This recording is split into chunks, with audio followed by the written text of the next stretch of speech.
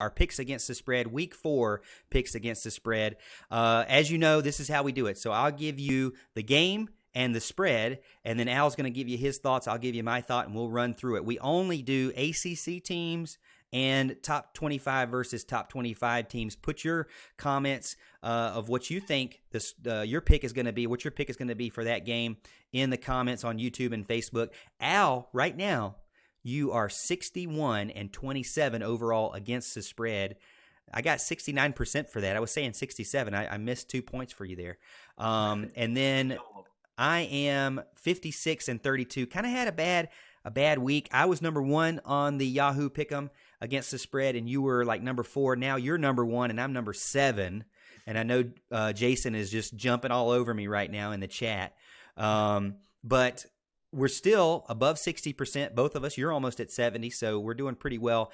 I think you should listen to Al, because I told you Al knew what he was talking about, and he tries to pretend like he doesn't. But let's get started, Al, with the ACC games, and then we'll finish it up with the against the spread game, or the top 25 games. Boston College at Rutgers. I got it as it's currently off. What you got there? Yeah, I got Boston College, a bounce back for the Eagles after they completely embarrassed themselves and the conference, in an awful home loss against Kansas. They kind of ended up getting blown out there at the end. It was just not a good night for Boston College. I'm saying they're going to bounce back. Give me Boston College minus the 7. Boston College, I'm going to say they bounce back as well. I have no idea what to say after that blowout.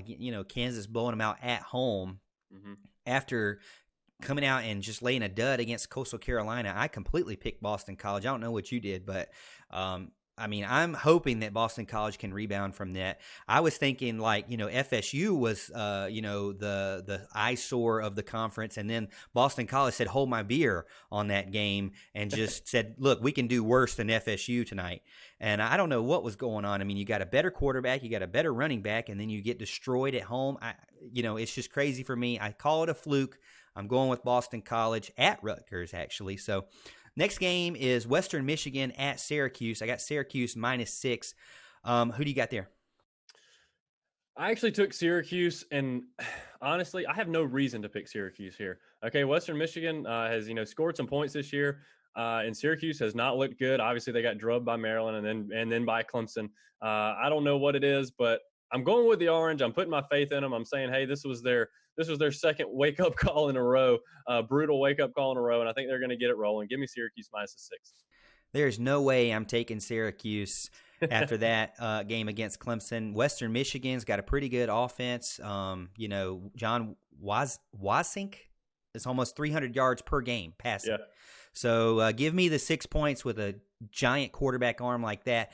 Western Michigan knows how to put up the points, so give me 6 points, and I think they're going to go into Syracuse and beat them there. Next one up, Elon at Wake Forest. It looks like the spread is off on that one. What you got?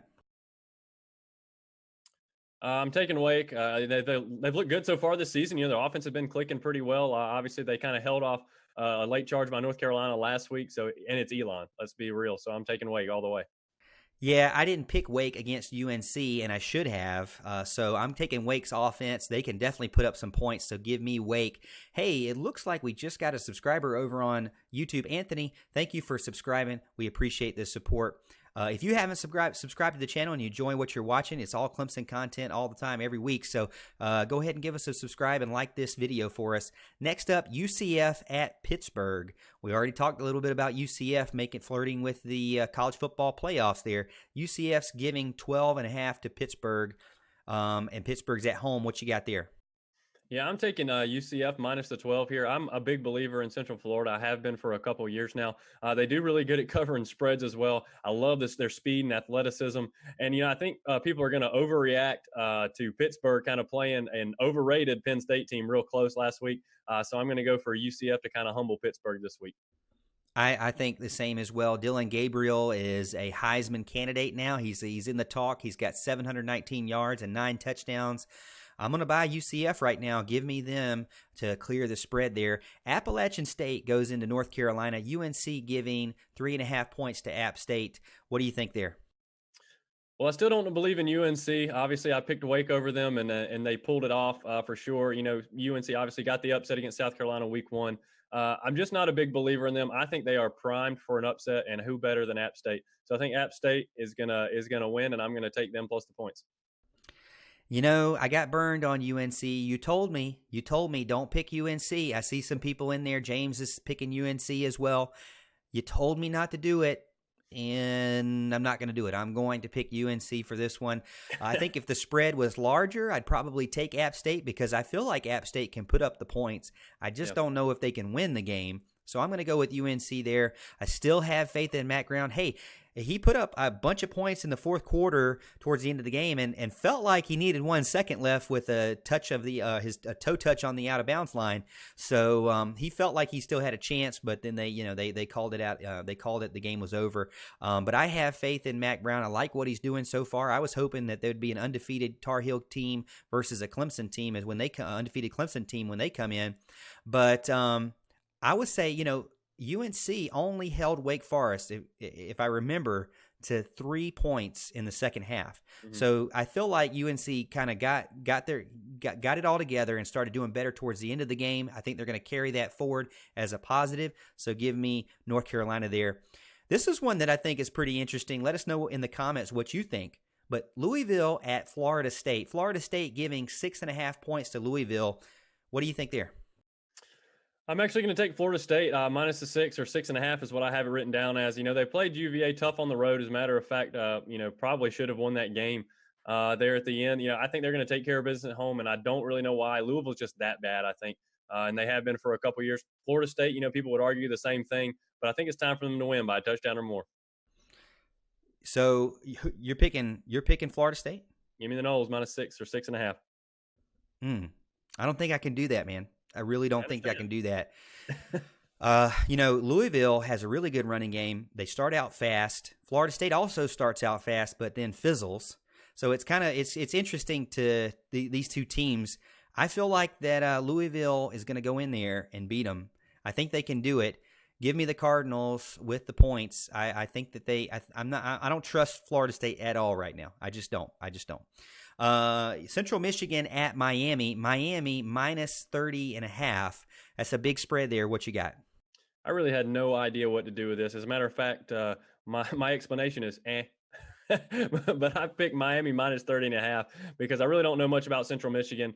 And Miami, like I said, I thought they looked like they had potential week 1 against Florida, even though I'm not a big believer in Florida either. And I think they've showed some flashes there with their freshman quarterback, and I think they're going to get it done. I'm going to take them by about 35 in this game.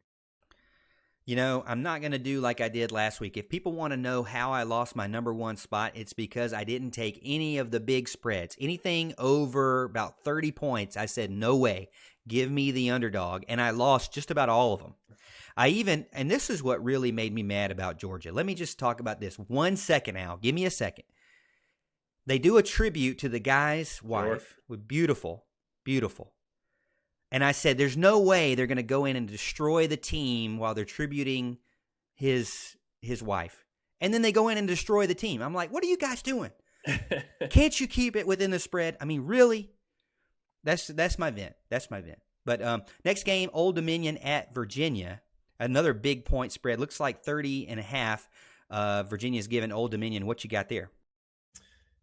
I'm actually going to take Virginia minus the 29.5. I debated about this one for a while. I like to take Old Dominion in these type of games. Obviously, I took them last week against Virginia Tech, or said something about Virginia Tech. If that one was off, that was going to be a lot closer than people thought. I can't really remember. That was 2 weeks ago, actually, I think, because last week it was Furman.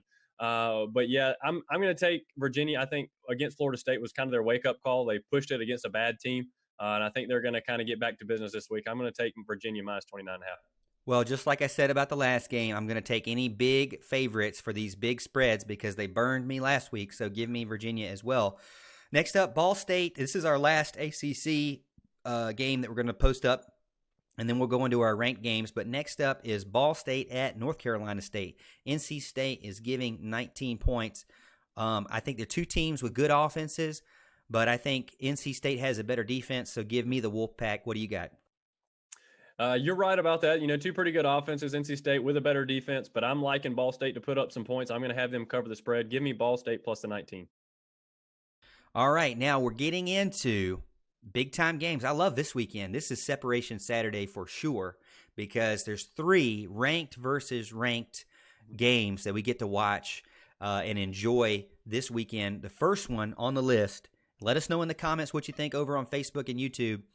Michigan, number 11, Michigan at number 13, Wisconsin. Looks like Wisconsin is giving 3.5 right now. What you got?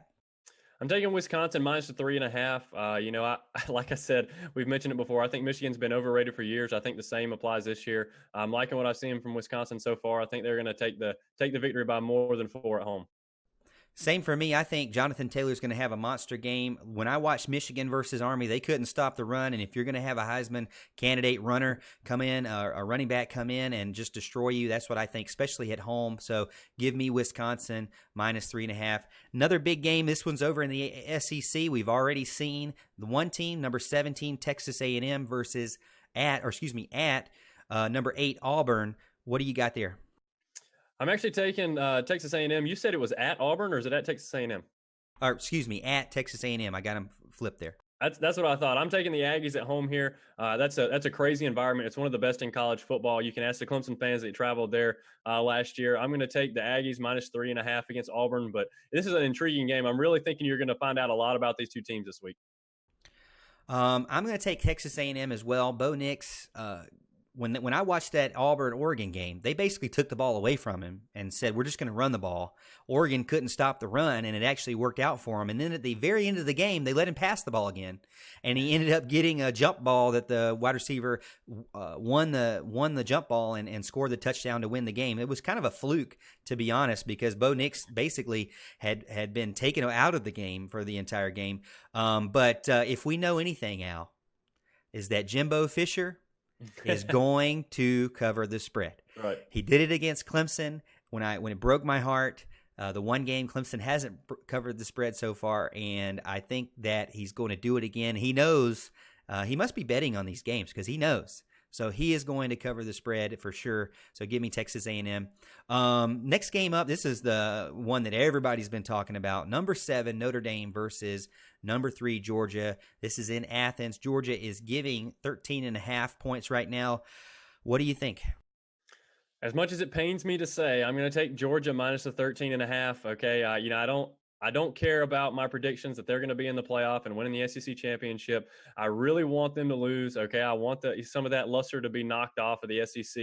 It'd be great for Notre Dame to go in there and win. But speaking of overrated, Notre Dame is probably that team every year. And every year we have to prove that they are overrated by putting them in a big game and them getting blown out. Okay, at the end of the day, let's just say that I have no faith in the Catholics. Well, I agree. I think Ian Book, you can't. I just don't see him being. What is their rushing game? I'm looking at statistically, he is their rushing game, and he's not really even that good of a passer. So I don't see him going in and just taking over that game like he's been able to do. They've really relied on him. Anything we've seen from how they played against Clemson, we know that Ian Book is just not the best, right? We know he's got some flaws, but Georgia really, this means a lot to them, because of all the trash talk that they did during last year's playoffs, saying that they deserve to be number 4 and then, not beating Texas right after that, really picking on Notre Dame. So there's going to be a lot of tension there between the two teams, one thinking they belong and one thinking that they both teams thinking they belong, one, just fighting over that. So I'm going with Georgia. Actually, this one, Mark Childress said over on his show back on Tuesday night that he felt like it was going to be a close game. To be honest, I go with teams that have the better running game, and man, Georgia definitely has an amazing running game. Swift is the real deal, and I think that they're gonna be able to cover the spread for sure and score more, and beat that there. So I've got Georgia